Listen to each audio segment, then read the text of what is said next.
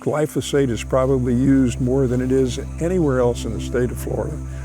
Along the Kissimmee River chain, the St. Johns River marsh, every lake, every pond, every retention pond that the state requires to be built to offset construction, every water course, every borrow ditch, this state is sprayed almost every day with glyphosate.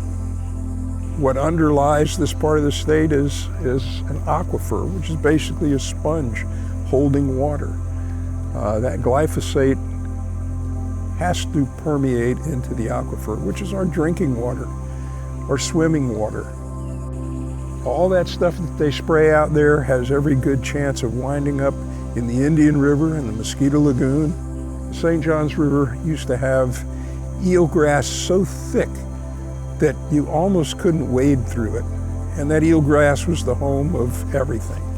During the winter shad runs, we would run our airboats up and down stream to create a wake in the eelgrass, and it would break loose billions of shrimp and minnows out of the eelgrass, and the shad would go crazy and start a feeding frenzy, and we would fish in that feeding frenzy of fish. Today, there's not one blade of eelgrass. It was all eliminated. That's the natural grass, the native grass, all eliminated because they're trying to get rid of hydrilla and the other invasive species that they target. But they can't kill it. I mean, they spray. I watched the guys spray it. They spray thousands of gallons on this maiden cane, and it doesn't kill it. But that stuff all goes into the river. So the root systems that used to bind the marl in that river are all gone. So every time a boat runs up and down the river, it breaks loose marl and it goes into suspension in the river and it blocks photosynthesis and nothing can grow, and nothing does grow. There's nothing there, nothing. And they still keep spraying it. Every time some invasive plant rears its head, it gets sprayed and sprayed and sprayed and sprayed to the detriment of everything else out there.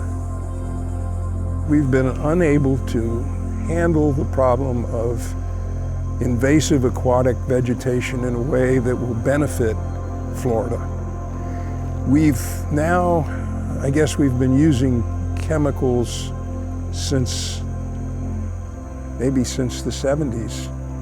I mean, I remember the mechanical harvest days when they had the barges with the things and they'd pile up the duckweed and hydrilla and hyacinth and spatterdock and all the other invasive species.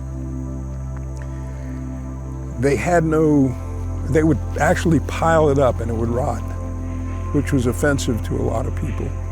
And I'm sure it was costly to do that in some way compared to just spraying a chemical on these plants.